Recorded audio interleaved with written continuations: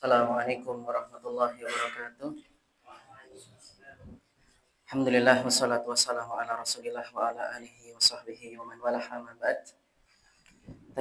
Tanpa mengurangi rasa hormat kami kepada Bapak-bapak wali santri, mohon izin kami duduk di sini karena akan kita sampaikan beberapa ayat-ayat Allah yang mulia.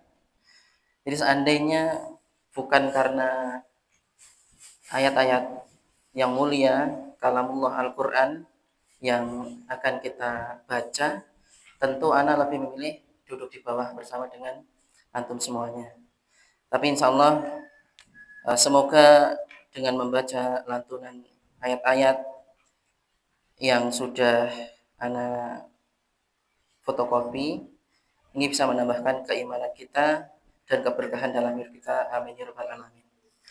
Sebelum kita baca beberapa ayat-ayat ini, ana pengen santri membaca doa yang mana ini adalah menjadi muqaddimah doa yang senantiasa kita hafalkan karena Nabi sallallahu alaihi wasallam bersabda, doa ini ya ada sekitar 4 doa. Kata Nabi sallallahu alaihi wasallam, laqad sa'altahullah bi ismihil a'zam. Sungguh kamu telah meminta kepada Allah dengan perantaraan namanya yang paling mulia. Idza du'iya bihi ajab, kalau engkau berdoa pasti mustajab. Wa idza su'ila bihi a'ta, apabila engkau meminta pasti dikabulkan. Di antara yang pertama, nanti dilanjutkan santri ya. La ilaha illallah. La ilaha illallah. Al-Alimul Halim. La ilaha illallah. Rabbul Arsyil Azim. La ilaha illallah. Rabbus samawati wal ardh. Rabbul Arsyil Azim. Allahumma inni as'aluka bi anna lakal hamd. Allahumma inni as'aluka bi anna lakal hamd. La ilaha illa anta wahdaka la syarika lak al-mannan badi'us samawati wal ardh ya dzal jalali wal ikram ya hayyu ya qayyum. Allahumma inni as'aluk. Allahumma inni as'aluk bi anni usyrik annaka Allah la ilaha illa anta al-ahad as-samad alladzi lam yalid wa lam yulad wa lam yakul lahu kufuwan ahad. La ilaha illa anta subhanaka. La ilaha illa anta subhanaka inni kuntu minadh dhalimin. Yang terakhir itu doanya Nabi Yunus ketika berada di dalam perut ikannya. Ketika di dalam kondisi yang genting seperti itu, nggak ada permintaan. Jadi cuma zikir, mengakui kesalahan kita, ternyata Allah selamatkan dari segala mara bahaya. Tapi kemudian yang kedua, yang lebih utama bagi kita itu mempertahankan nikmat daripada meminta tambahan nikmat. Karena tambahan nikmat itu sebenarnya kita nikmat sudah banyak. Bahkan kita nggak pernah meminta nafas, nggak pernah meminta sehat. Siapa yang kita ini setiap hari, ya Allah sehatkanlah aku, berikan aku oksigen, kan nggak ada. Tapi terus diberi oleh Allah Subhanahu Wa Taala nikmat-nikmat itu sampai kita tuh kadang nggak mampu untuk mensyukurinya. Itu pun kita masih terus mengeluh, kita masih terus meminta tambahan kepada Allah. Maka Nabi mengajarkan yang lebih utama adalah mempertahankan nikmat yang sudah ada agar nikmat itu tidak berubah. Apalagi dikala banyak musibah, banyak bencana seperti ini. Maka di antara doa yang diajarkan baginda Nabi SAW adalah Allahumma inni a'udzubika min zawwali nikmatik. Lanjutkan. Allahumma inni a'udzubika min zawwali nikmatik wa tahawuli afiyatik wa jahali nikmatik wa jami'is saqatik. Tayyib. Allahumma inni a'udzubika min zawwali nikmatik. Ya Allah, aku berlindung kepadamu dari zawal, dari berpindahnya, dari hilangnya nikmat. Wa tahawuli afiyatik, dari berubahnya afiyah, kesehatan. Wa fujaati niqmatik. Ini salah satu huruf beda arti. Nikmatik sama niqmatik itu sudah jauh. Wa fujaati niqmatik, dari azab yang tiba-tiba seperti banjir kemarin itu termasuk azab yang tiba-tiba. Wa jami'is sakhatik, dan dari seluruh kemurkaan Allah Subhanahu wa taala maka kita berlindung. Tayyib, Bapak-bapak dan santri rahimani wa rahimakumullah, Allah Subhanahu wa taala berfirman tentang kitab pedoman hidup kita, Al-Qur'an, Inna hadzal Qur'an yahdi lillati hiya aqwam. Sesungguhnya Al-Qur'an ini adalah memberi petunjuk kepada jalan yang paling lurus. Wa basyiril mu'minin. Kabar gembira bagi orang-orang yang beriman. Alladzina ya'maluna shalihat anna lahum ajran kabira. Dan orang-orang yang mengerjakan kebaikan baginya akan mendapatkan pahala yang sangat besar. Ketika Allah sudah memberikan kepada kita panduan, Allah sudah memberikan kepada kita nas yang sangat tegas, inna hadzal Qur'an yahdi lillati hiya aqwam.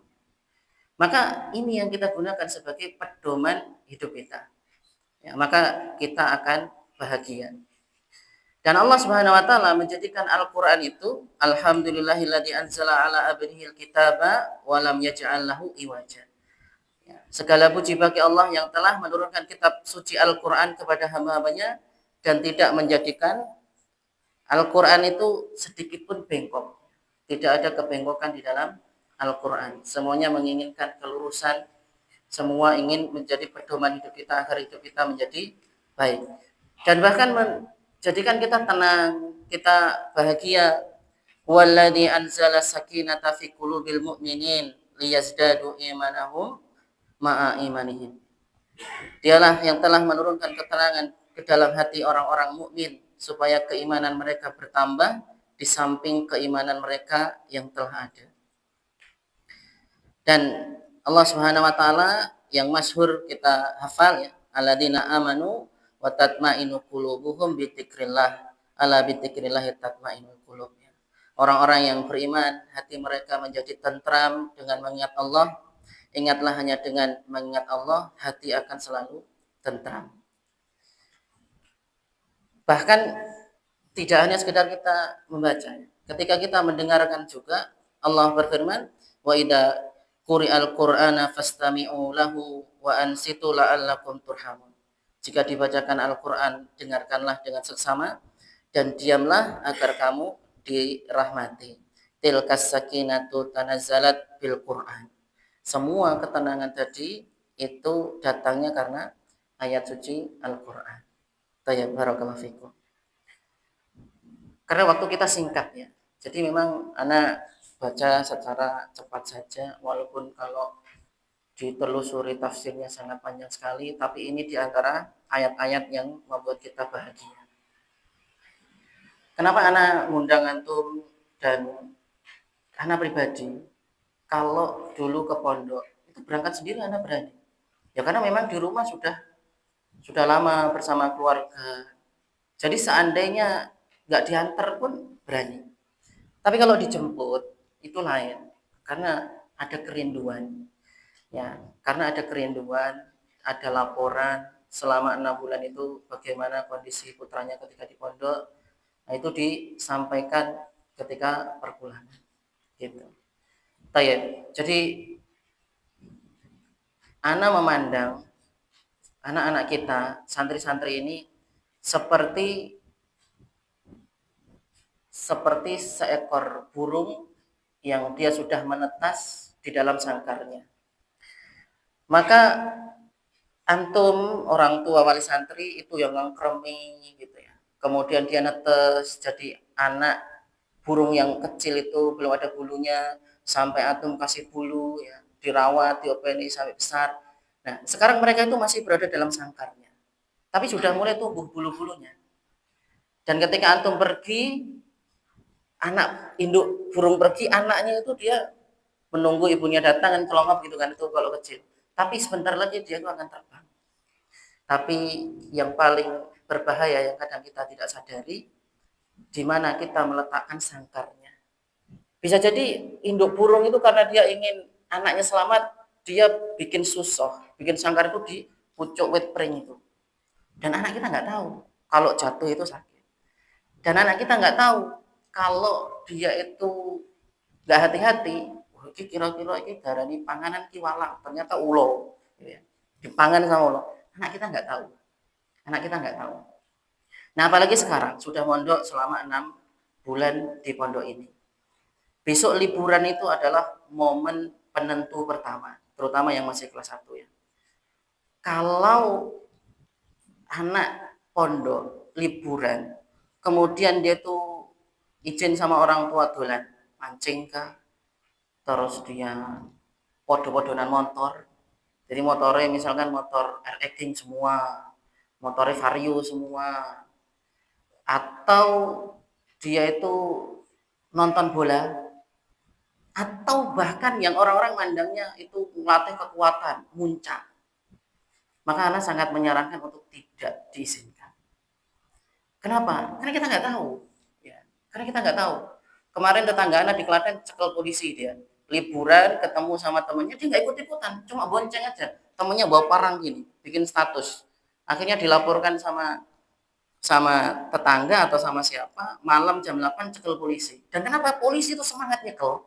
Ya karena ada uangnya. Makanya yang dimutilasi dipotong sampai 60 bagian, satu dibuang di Jawa Timur, satu buang Jawa Barat, pasti ketemu. Kenapa? Ya karena ada uangnya. Orang-orang anak-anak pelajar itu ditangkap polisi kok cepet gitu ya. Ya karena bebaskannya itu minimal 5 juta, 2 juta. Orang gelut jotos-jotosan itu. Polisi semangat tangkap itu. Ya karena ada uangnya. Atau apa nggak kasihan? Ya, kalau seandainya antum dolan itu kecekel polisi atau ditilang, sekedar ditilang motor itu kan ada uangnya. Makanya semangat itu cekel. Nah ini anak live ini ya, ini berbahaya tapi ya gimana? Sebagian orang tua nggak hadir, ya harus lihat. Kalau cuma direkam nanti nggak muat memorinya, nggak bisa dikirim, akhirnya kan pakai live. Walaupun live itu nanti juga putus-putus di sini sinyalnya ya. Tapi ya enggak apa-apa. Tapi emang seperti itu keadaannya. Kayak lah mereka itu anak-anak kita waktu liburan pengen mancing, pengen muncak, pengen cari apa? Ya, cari kebahagiaan pasti. Pengen sama teman-temannya, pengen dolan, cari kebahagiaan. Ketahuilah itu namanya syahwat. Syahwat itu bukan kebahagiaan. Syahwat itu benar ada kenikmatan. Tapi setelah kenikmatan itu selesai, maka yang ada kegelisahan. Syahwat. Jadi syahwat itu bukan kebahagiaan. Lain dengan kebahagiaan Al-Quran. Al-Quran itu kalau sudah tertanam dalam hati, ya dia bahagia. Sebagaimana bahagianya Nabi SAW dengan seluruh ujiannya yang ditimpa oleh Nabi. Bagaimana bahagianya Abu Bakar. Bagaimana bahagianya Umar. Umar ya, ketika memimpin sholat subuh ditikam Abu Lu'lu'ah sampai perutnya robek, minum susu keluar, makan kurma keluar. Gitu. Tapi bahagia. Karena doanya Umar agar syahid di kota Nabi. Gitu. Karena ada Al-Quran. Para sahabat seluruhnya mereka bisa bersabar, mereka bisa semangat, mereka bisa kuat berjihad. Itu karena Nabi bacakan Al-Quran kepada mereka. Tayyib, maka seharusnya kalau mencari kebahagiaan itu tidak dengan dolan-dolan yang kemana-mana itu hanya syahwat. Dan sekali lagi anak kita itu masih burung yang dia itu belum bisa terbang. Bisa jadi kalau dia terbang, ya banyak risiko. Ada seorang akhwat itu, dia waktu liburan, santriwati, dia diajak dolan temannya, niatnya baik, tapi tidak semua niat baik itu berujung pada kebaikan. Temannya nggak sholat, temannya ini mungkin diajak mondok, mungkin diajari, dia dikasih permen. Dan ini kisah nyata, karena baca di majalah mana itu anak lupa. Permen itu ternyata sabu. Singkat cerita dia kecanduan sabu-sabu, dan singkat cerita dia akhirnya menjual kehormatannya padahal dia santriwati. Makanya ditemukan di pondok pesantren salaf ya, dia pakai cadar tapi dia hamil. Karena dia kecanduan dari sabu-sabu karena temannya. Jadi naudzubillah min dzalik. Ini salah satu fenomena yang mana suatu ancaman itu ya kita nggak tahu. Maka lebih baik kita mencegahnya sebelum kejadiannya. Tapi kemudian yang kedua, anak kita ini mereka itu sangat mudah sekali terbawa arus. Baru tadi sore ya, jam berapa anak lupa. Ustaz, boleh minjem HP Ustaz? Atau boleh HP-nya boleh diambil Ustaz? Ya boleh, enggak apa-apa. Anak husnudon. supaya HP itu dicas, mungkin dia WA orang tuanya besok untuk dijemput. Kemudian jam 9 itu anak sudah sangat ngantuk sekali ya. Jadi anak sampaikan bukan untuk ria, tapi untuk pelajaran santri-santri yang lain. Anak setiap hari ya, atau harian itu anak bangun jam 2. Karena anak masih kerja. Anak pulaan jam 2, jam 3 itu sudah mulai kerja. Jam 6 itu anak sudah mulai kirim catering ke sekolah. Itu mirip MBG. Tapi anak sejak tahun 2018 ya. Jam 6 pulang sampai jam 7, nanti anak potong-potong lagi. Sampai jam 9, sampai jam 10, anak istirahat, sampai duhur. Habis duhur, kalau anak nggak kuliah lagi, anak ngerjakan soal, atau ngoreksi, atau bawa materi ke MTS, ke SMK, dan lain sebagainya. Sampai sampai malam lah, kalau bukan jadwal anak ngisi kajian. Jam 9 itu udah sangat capek sekali karena anak tidur jam 9, maksimal mungkin jam 10 sampai jam 2 setiap hari seperti itu. Nah, tadi malam itu jam 9 anak sudah sangat capek ya. Anak masuk ke asrama itu kok pintunya terbuka, padahal yang lain-lain itu sudah tertutup gitu. Ternyata santri itu dia di atas ranjang, rombongan rame-rame, dia lihat HP. Ya sudah, HP-nya tak ambil semua, nggak jadi tak kasihkan karena kurang amanah santri itu. Terus baru tadi pagi itu, Mas, ini nanti bapak-bapak pada kesini Mas, ini depan ini ada sampah-sampah, nak masukin tempat sampah, itu tempat sampahnya. Iya Kak. Anak nyuruh santri yang lain lagi, oh iya Kak. Sampai tadi sebelum kajian setelah sarapan itu dapur belum dibersihkan, magicom masih di mana-mana. Ternyata ngapain ya? Pakai uang seratusan itu gini. Padahal itu sebenarnya pakai batu, gadang apa dapan itu nggak tahu namanya. Batunya udah tak ambilin semua. Baru tadi pagi itu pakai uang begini kan. Jadi sangat mudah sekali santri itu untuk berubah. Nah makanya anak ngundang bapak-bapak ini, kalau nanti di rumah santri itu jangan dijauhkan dari Al-Quran. Izin dulu anak. Nah, jadi gini, tadi sudah saya sampaikan sama santri. Kalau santri itu nanti pulang, kemudian dia itu mungkin dapat uang dari pamannya, mungkin dapat uang dari omnya atau dari mbahnya, itu harta santri. Kalau seandainya dipakai sama ibunya, itu statusnya minjem ibunya. Karena santri juga punya harta. Karena kalau santri mati dia punya warisan. Gitu. Tetapi karena ini kemarin anak beli jeruk di salah satu toko gitu ya. Ada anak kecil naik motor gitu, bapaknya beli buah itu, anaknya nyeletuk ngomong dia, Bi, sing nggo tuku jeruk aja nggo duitku lho, nggo duit abi dhewe lho gitu. Anak kecil itu. Nah, makanya Anda sampaikan ilmunya ya, anta wa maluka li abika. Kamu dan hartamu itu milik bapakmu. Jadi kalau antum pulang itu udah dikasih uang mbahmu, kasih siapa itu, kalau yang minta bapak sah. Bahkan di dalam kitab-kitab para ulama itu, seandainya orang tuamu miskin, terlilit hutang, nggak punya makanan, kamu dijual jadi budak, itu pun halal. Maka kita itu sudah bersyukur nggak dijual sama bapak kita jadi budak. Itu kalau sama bapak. Jadi anta wa maluka li abika. Nah ini yang nggak dipahami sama santri.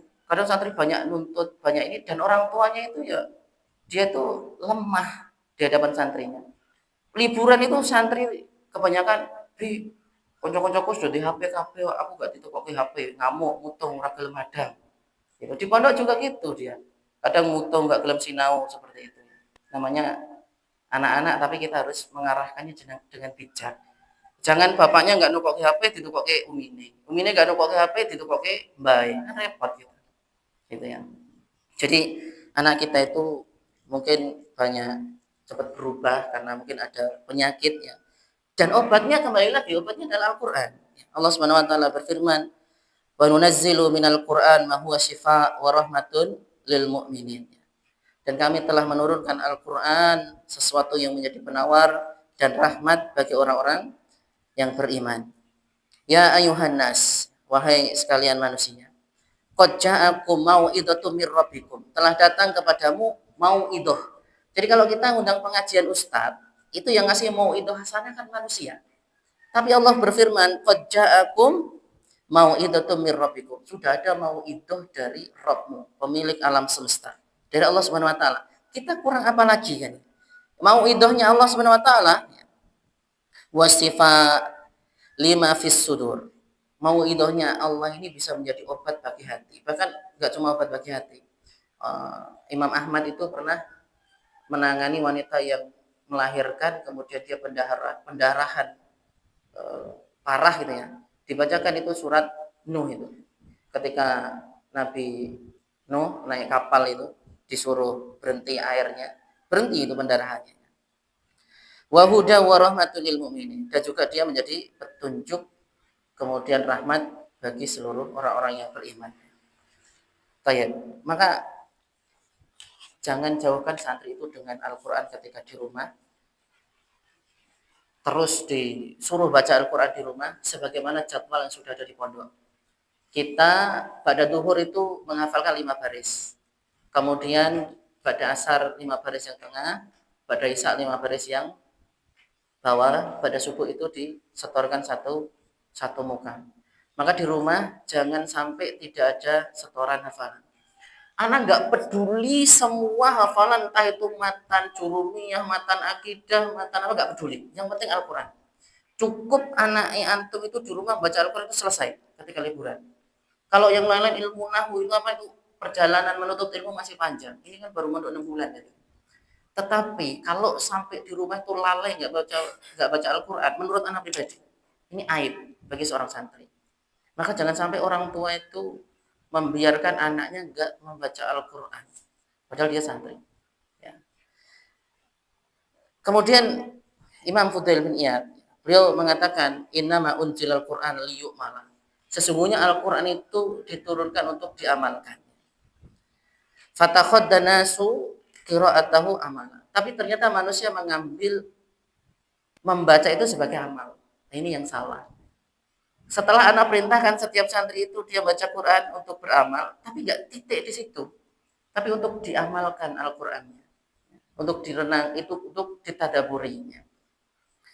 Afala yatadabbarun Al-Qur'an am ala qulubi akfaluha. Kalau kita nggak mentadaburi Al-Qur'an, itu apakah di hati kita itu ada gembok?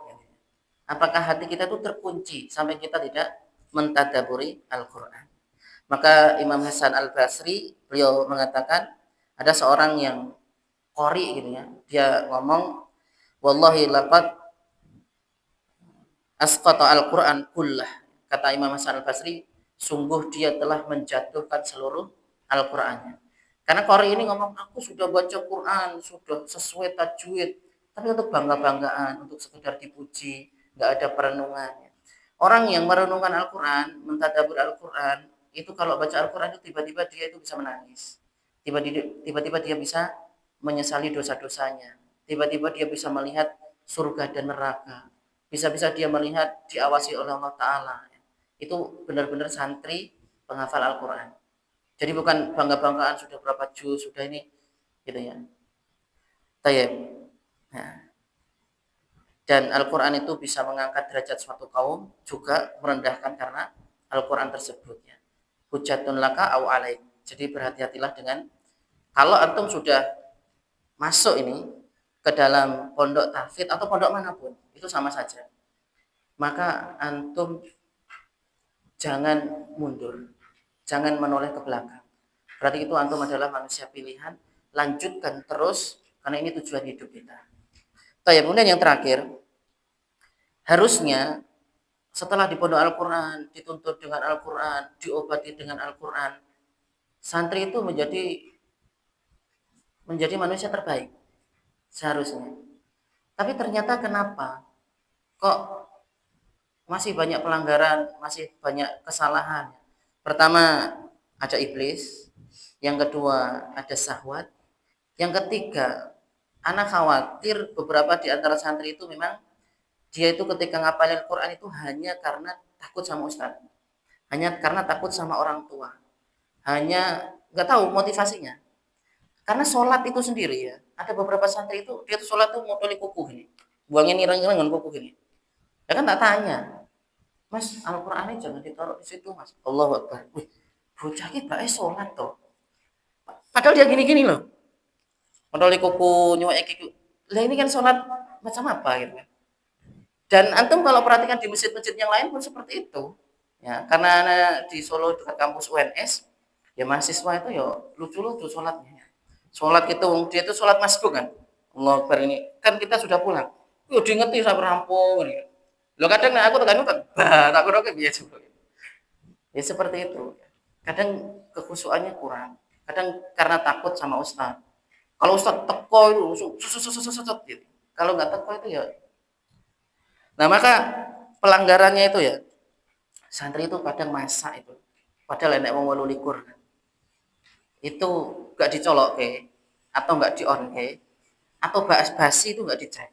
Jadi mereka itu kurang menjiwai atau iren atau apa nih? Ala wis enek koncoku gitu. Mereka itu nggak merasa aku harus ikut. Yang penting Allah tahu ini yang mereka belum ada. Yang penting Allah tahu aku berbuat baik itu. Ini belum ada. Tahunya kalau Ustadz datang dia ketok serga. Nah ini malah mengkhawatirkan. Jadi kan malah jadi riak. Harusnya anak tuh pengennya mereka itu Allah saja yang tahu. Gak perlu Ustadz. Gak perlu Ustadz. Ustadz tahu, ya wes rampung. Antum dapat apa dari Ustadz? Ustadz gak bisa ngai pahala, gak bisa ngai duit. Yang penting Allah tahu antum berbuat baik. Ya. Maka banyak ya kejadian di pondok itu. Mulai dari erok-erok, mulai dari apa itu muntu atau layah yang untuk nyambel, mulai dari pisau, mulai dari apa, semua, mulai dari sandal, bahkan mohon maaf ya, sempak-sempak barang itu berterbangan kemana-mana. Itu nggak ada yang empati, tak simpen lah, tak masukkan lah, itu nggak ada. Kalau Ustadz datang lagi itu, kemarin itu beberapa waktu lalu tuh mereka itu bikin lotes di asrama dari pagi hari akad ya, dari pagi sampai duhur itu layah neng kono enek sambel enek goreng itu seliwat itu nggak ada yang nyingkirkan. Baru sore mau masak baru layah dicikuk seperti itu. Dapur itu tak suruh nutup pintu itu sampai tikus masuk. Padahal kan di Klaten itu ada virus lepto serius apa anak lupa namanya itu dari kencing tikus itu kan. Di dapur itu kan gudang gabah. Itu yo pitik masuk donelek tikus. Mereka itu seliwat-seliwat, ada CCTV kita CCTV 10 sekarang CCTV itu. Seliwat-seliwat itu tinggal nutup pintu dapur ceklek itu. Enggak tahu. Kalau Ustadz sudah jalan ke sini, pintu nih. Nah, anak khawatir yang seperti ini. Jangan-jangan mereka itu beribadahnya karena Ustadz. Nah, makanya kalau di rumah nanti anak pesen, anak yakin antum sudah mendoakan, antum sudah menasihati, tapi kan target yang mau kita panah itu tak kasih tahu. Ternyata santri itu seperti itu. Kalau mereka itu ada orang tua, ada ustadz, mereka itu langsung gitu. Tapi kalau nggak ada ustadz, kok nggak terbesit diri sendiri? Itu. Nah akhirnya kan ini menyusahkan. Jadi teman-temannya pada kelaparan. Dan ini juga ada yang berkorban, sering ya. Nanti kalau di dapur nggak ada masakan, ya akhirnya datang ke sini, Bude, nasi ini basi Bude. Padahal 28 santri Magicom dibawa ke kamar. Magicom dibawa ke kamar. Ya, dia di situ seliwat-seliwat situ sampai nasi basi kok nggak ngecek gitu. Padahal disuruh itu 10 kali. Mas masak dulu nasinya dicek gitu.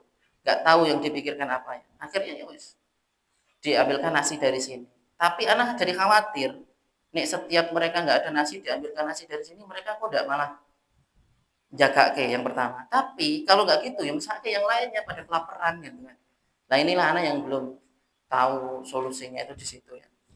Jadi peralatan dapur, masalah penyakit, ya, mereka itu sakit ya sudah kita rawat, tapi mereka sendiri nggak merawat diri mereka sendiri. Kadang isuk diperiksa itu awan wis jiblon ning ngarepan, enek sing lempar-lemparan tanah. Diseneni ning kene, yo nang ngisor kono kae. Karena sana ada gedung yang enggak dalam, jeblon ning kono gitu ya. Apalagi kulkas, ya, apalagi kipas angin. Kalau dulu ada kulkas, di asrama itu ada kulkas. Sampai tak pindah ke sini. Ya, kipas angin itu ya gitu. Tak kasih kapasitor ya ditetel gitu ya. Lama santri itu seharusnya dia itu diobati dengan Al-Qur'an. Tapi ya kenyataannya ya seperti itu ya. Maka sampai ada yang kemarin Dua piring kan bermakan itu dibuang tok itu anak nggak apa-apa. Lah ternyata setelah dibuang itu kan dia nggak masuk di bawah keran, disempar pakai kaki. Itu kan ajang-ajangnya dewe gitu. Jadi hampir semua fasilitas yang anak beli itu lenyap. Mulai dari hanger kah, mulai dari gantungan baju kah, mulai dari saklar otomatis sanyo, hampir semuanya lenyap. Nah maka besok itu anak minta bawa peralatan makan sendiri, ya karena ben ben dicuci sendiri. Karena kasihan yang piket masaknya kalau dia makan nggak gelem isa-isa itu kasihan yang lainnya. Nah kemudian yang terakhir lagi untuk orang tua ya. Ini juga dorongan kenapa anak mengundang antum semua. Ini sedihnya pondok gratis. Kalau pondok berbayar, orang tua kan bayar. Pondok sudah dapat bayaran. Kemudian kalau santri ini keluar, orang tua tuh rugi, harus bayar. Pondok nggak rugi. Jadi pondok kalau santri berbayar itu syarat metu karepmu. Walaupun nggak semua ya, ini oknumnya, tapi bahasa kasarnya. Orang metu karepmu, aku nggak rugi, kan gitu. Dan orang tuanya itu nggak mungkin, mesti anak itu disuruh mangkat, disuruh ini, mesti dibayar larang-larang kan gitu umumnya. Tapi kalau pondoknya itu pondok gratis, kan? Kadang santri itu orang tua itu seperti dibuang. Dan ini sudah dialami sendiri di sini. Ada dulu itu santri yang masya Allah padahal kita itu satu-satunya di sini pengen menjadikan dia itu generasi penerus. Karena cerdasnya di atas rata-rata, EQ-nya di atas 150 gitu. Bahkan dia hafalannya itu sehari bisa sampai 5 lembar hafal. Tapi orang tuanya sangat tidak mencerminkan akhlak anaknya. Gitu. Ya saking anaknya menebar, orang tuanya menebar fitnah macam-macam sampai orang tuanya ini mengeluarkan satu santri dari sini. Karena memfitnah pondok dan sebagainya gitu. Yaitu deritanya pondok gratis. Dan kemarin anak WA ke orang tua laporan tentang anaknya. Ustaz, ini anaknya antum seperti ini. Dijauh sama ibunya.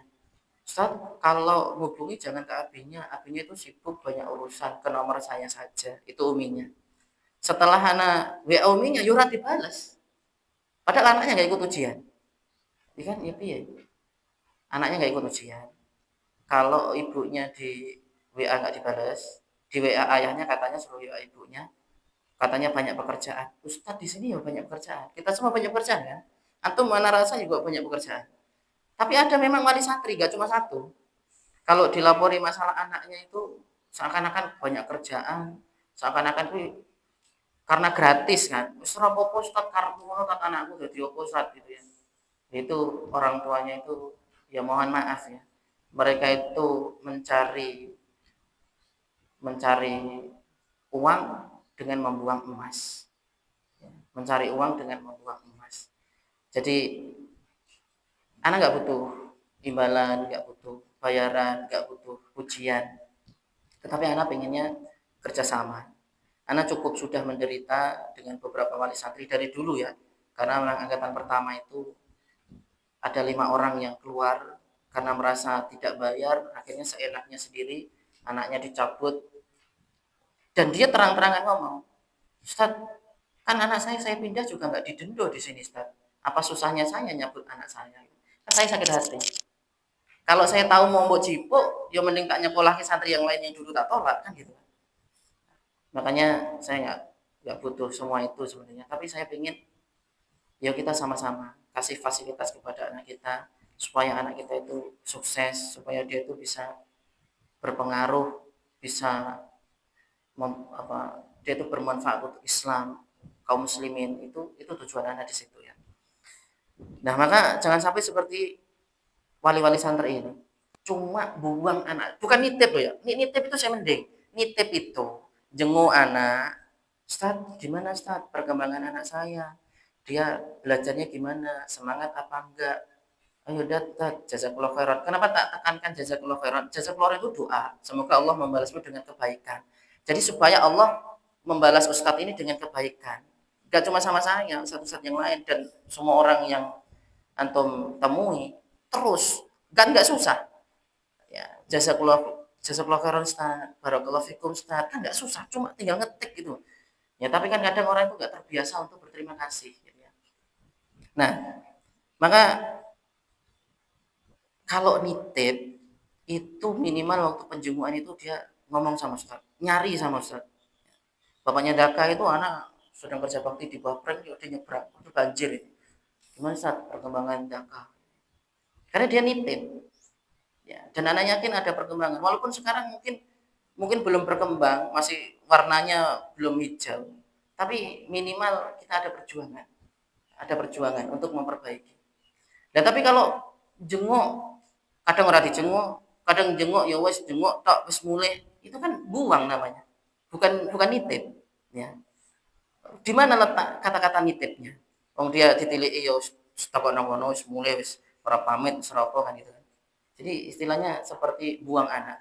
Di WA juga dibalas. Bahkan ada wali santri itu pengumuman di grup itu diarsipkan. Ada yang seperti itu. Kenapa? Itulah ceritanya pondok gratis. Karena rumongso enggak seperti inilah anak-anak TPA. Di sini kan ada TPA. Kalau di SD, wah esok-esok digoleki anake. Ndang atus ndang sarapan, ku sekolah. Tapi kalau TPA, kadang kita TPA di sini anak-anak golek orang ning ngarep itu. Nah sing ciblon, kita sing manggil, ayo wis masuk TPA. Orang tuanya enggak rumongso itu adalah cari ilmu enggak rumongso. Kalau di pondok gratis itu orang tua itu ya enggak semua ya. Yang jelas antum kalau yang hadir berarti enggak. Tapi kan anak harus cerita. Soalnya kan anak live kan mungkin untuk orang tua yang di rumah kalau ada yang mau melihat gitu kan.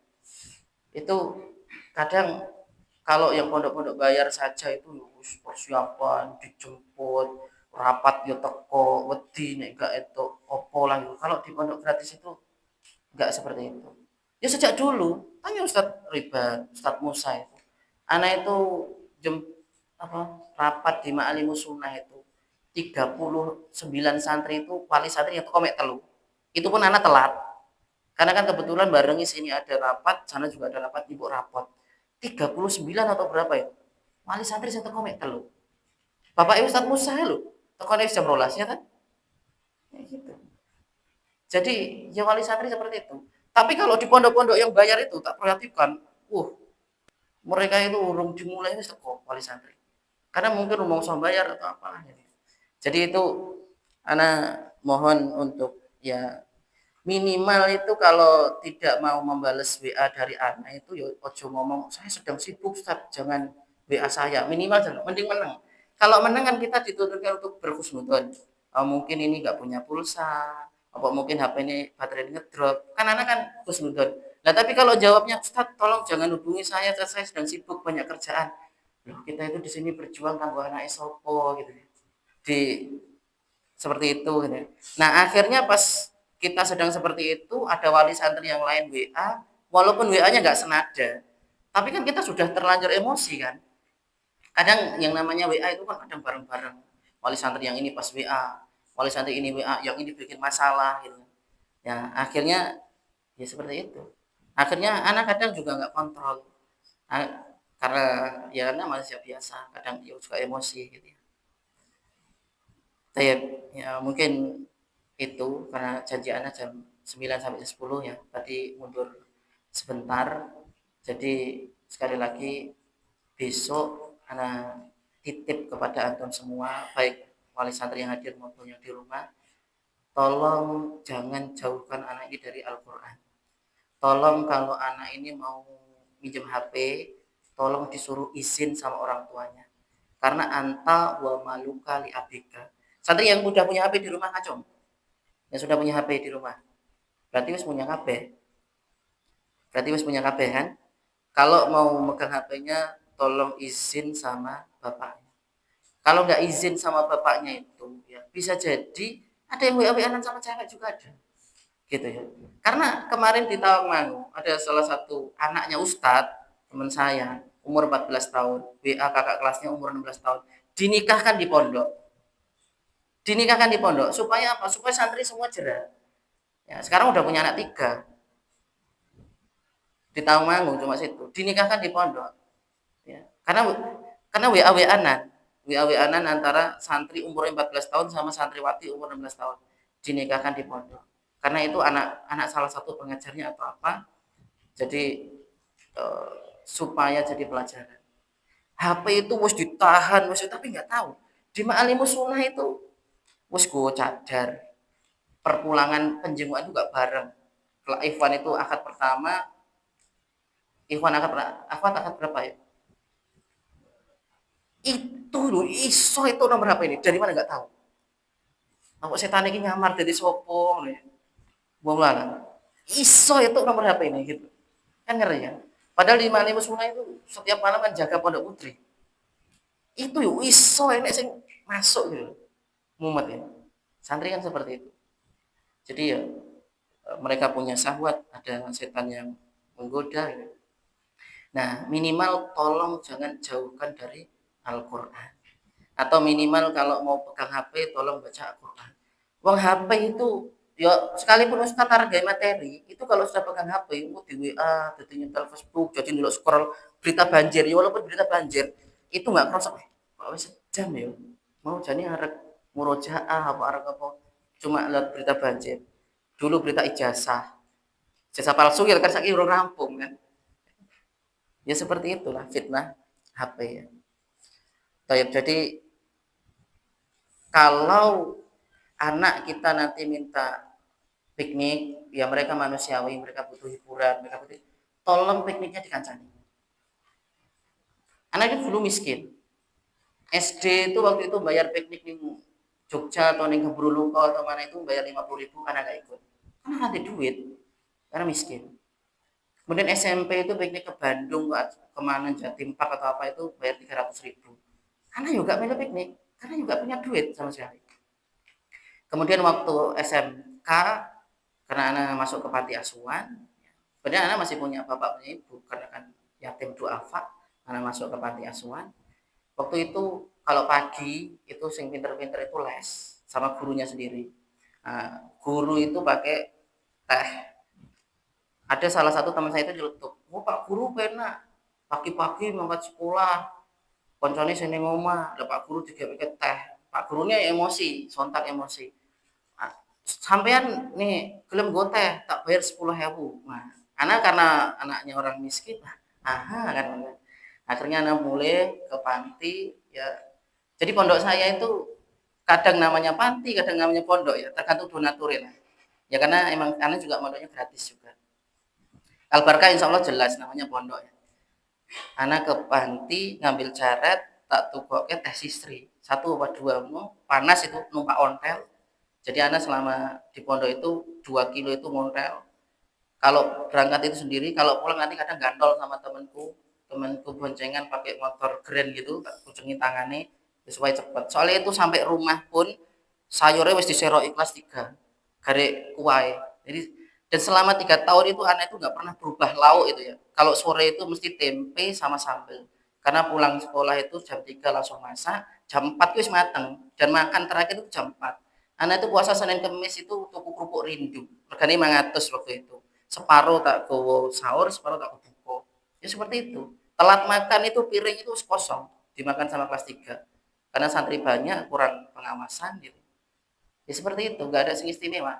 Kita kalau di sini alhamdulillah kadang itu akeko, kadang kita ternak, kita ada minti itu 6 nanti nek gede sembelih untuk santri. Ya fasilitasnya lumayan enak kalau di sini ya.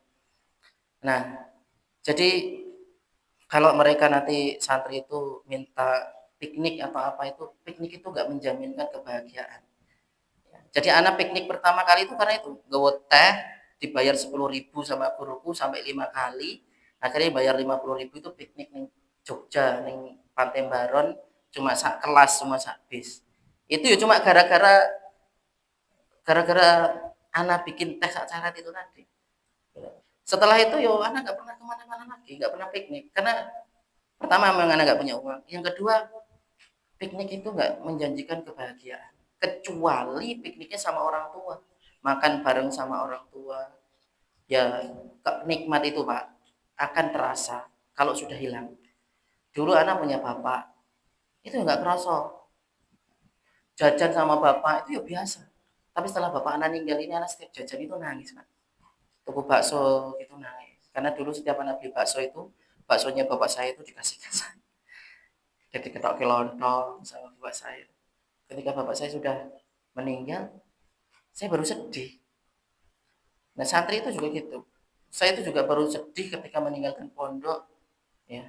Saya juga baru sedih kalau nikmat itu sudah hilang, itu baru sedih. Tayyib, maka kalau sekedar santri itu ngajak dolan, jaluk dolan kemana itu tolong jangan diizinkan. Kebahagiaan itu ada pada Al-Quran. Mereka itu punya Al-Quran. Ya. Tayyib, makanya nanti setelah nanti kembali ke pondok, mungkin sekitar tanggal 21 atau tanggal 22, itu selama 3 hari itu agenda kita cuma murojaah hafalan. Jadi tanggal 22 ya, itu sehari itu sekali duduk 1 juz, 23 1 juz, 24 1 juz, gitu. Atau kalau belum selesai sampai 25 1 juz. Atau mungkin kita baru mulai pelajaran itu kalau nggak 25 ya mungkin 26. Karena kalau nggak seperti itu santri di rumah pasti lalai, mesti nggak ngapal ke Quran, mesti sibuk dolanan HP. Wong baru di pondok di HP sejam lo langsung ngegame gitu ya. Ya memang repot itu HP ini.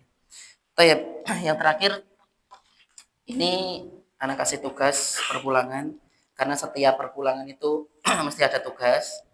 Brosur ini tidak untuk ditempel, karena kalau ditempel itu antum pulang didadal sama takmir, masukin ke kotak sampah. Itu anak perhatikan seperti itu. Makanya di sini nggak ada Bismillah, nggak ada apa ini, karena anak khawatir nanti tidak memberikan hak-hak kepada lafzul jalalah Allah. Ini tugasnya adalah eh, setiap antum santri itu dapat 3 lembar semuanya ya, termasuk yang nggak pulang. 3 lembar ini nanti antum itu untuk bertamu ke rumah yang adik kelas antum yang SD. Kalau nggak ada ya ke kampung yang lain SD yang kelas 6. Yo pakai baju yang rapi. Boleh pakai jubah, pakai peci, pakai minyak wangi yang rapi. Boleh sendiri, boleh